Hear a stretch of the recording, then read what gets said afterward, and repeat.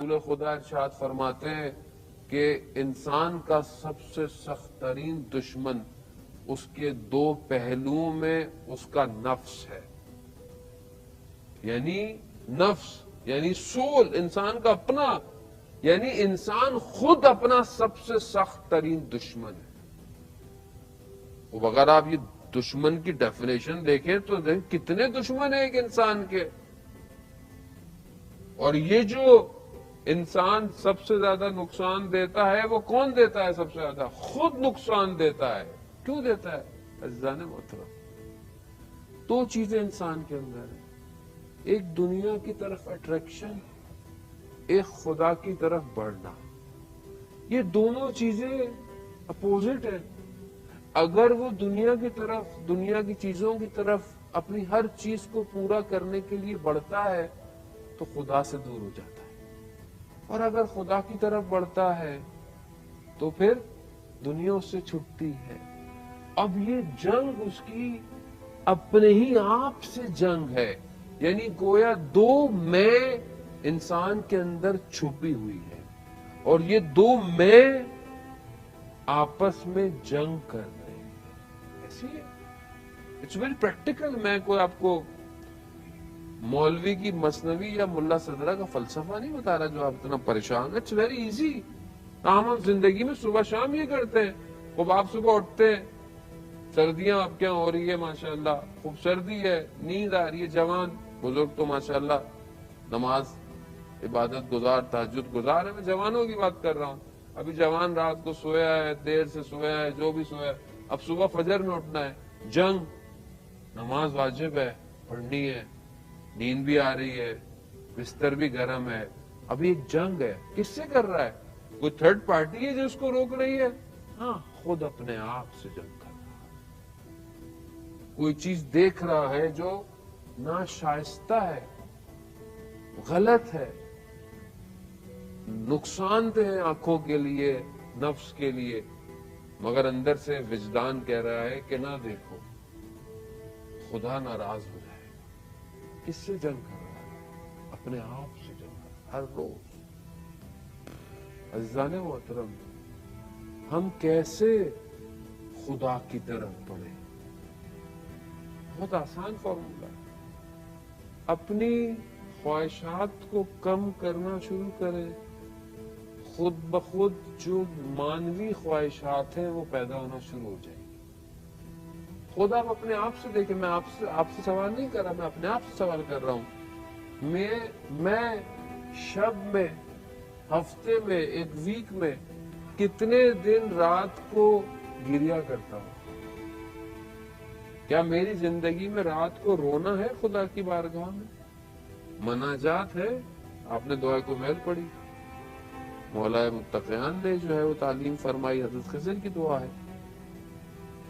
یہ میں پڑھ لیتا ہوں، پوری پڑھ لیتا ہوں، لیکن میری آنکھ میں ایک بھی آنسو نہیں آتا. یا مناجات امیر المومنین ہے، یا ویسے ہے مناجات نہیں بھی پڑھوں، ویسے خدا کی بات. شب جمعہ ہے، مفاد الجناح میں کہ جو جوان شب جمعہ خدا کی بارگاہ میں استغفار کرے اور اس کی آنکھ سے آنسو ٹپکے، سمندر کی مچھلیاں اس کے لیے استغفار کرتی ہیں. تو یہ گریا میری زندگی میں ہے یا نہیں ہے؟ میں دیکھتا ہوں نہیں ہے. کیوں نہیں ہے؟ کیونکہ میں دنیا میں جس چیز کو دیکھتا ہوں دیکھتا رہتا ہوں. جو کھانا ہے کھا لیتا ہوں، جو سننا ہے یعنی گویا میں دنیا کی ہر چیز کو آکوپائی کر رہا ہوں. دنیا دار ہو گیا.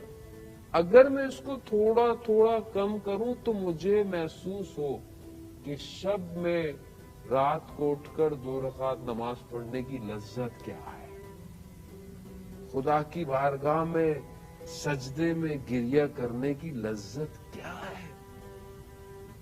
تذکرۃ الاولیاء میں عطار نشاپوری جو ہے وہ ایک لوہار کا واقعہ لکھتے ہیں. بڑا عبادت گزار تھا، پرہیزگار تھا. ایک لڑکی آئی، کنیز تھی، اسے دیکھا، اس سے عاشق ہو گیا. اب ہر چیز کرا لیکن اس سے نہیں مل پایا. تو سنا کسی شہر میں ایک اور کوئی جادوگر رہتا ہے، وہ سارے عمل کر سکتا ہے. تو چلا گیا, اس تک پہنچ گیا. اس سے کہا کہ مجھے ایک لڑکی سے عشق ہو گیا ہے کہ مجھے اس کو حاصل کرنا ہے. تو اس نے اپنا جادو سے کچھ کیا, تو اس نے نہیں ہوا. وہ کہا کہ تم نماز پڑھتے ہو؟ کہتا ہاں میں 5 وقت کی نماز پڑھتا ہوں. کہا اللہ کا ذکر کرتے ہو؟ کہتا ہاں میں اللہ کا ذکر کرتا ہوں, نیک کام کرتا ہوں. کہا 40 دن تک سب چھوڑ دو, نماز چھوڑ دو, اللہ کا ذکر, کوئی کام اچھا نہیں کرو. کہہ رہا ٹھیک ہے 40 دن بعد آنا. گیا, 40 دن نماز نہیں پڑھی, اللہ کا ذکر نہیں کیا. وہ انسان دنیا میں اتنا محض ہو جاتا ہے. واپس گیا اس کے پاس, اس نے بولا 40 دن کوئی اچھا عمل نہ, میں نے کہا میں نے کچھ نہیں کیا. اس نے پھر کوئی جادو سے کیا, پھر کچھ نہیں ہوا. کہا تم نے سچ کہا کہ تم نے 40 دن نماز؟ کہہ رہا نہیں میں نے نہیں پڑھی ہے. کہہ رہا نہیں کچھ کام ایسا کیا؟ کہہ رہا ہاں میں ابھی تمہارے پاس آ رہا تھا تو رستے میں ایک پتھر پڑا ہوا تھا, میں نے اس پتھر کو کنارے پہ کر دیا کہ شاید کوئی کہیں اس سے لگ کے گر نہ جائے. تو جادوگر نے اسے بولا جاؤ تم یہاں سے چلے جاؤ. کہا کیوں؟ کہہ رہے وہ 40 دن تم نے نماز نہیں پڑھی, ذکر نہیں کیا, مگر پھر بھی خدا تمہارے قدموں سے تمہیں بچا رہا ہے. خدا اتنا مہربان ہے. خدا تو موقع دیتا ہے کہ کوئی ایک جگہ پر یہ آ جائے, کوئی مشکل سے, کوئی بیماری سے, کوئی پریشانی سے, کسی طرح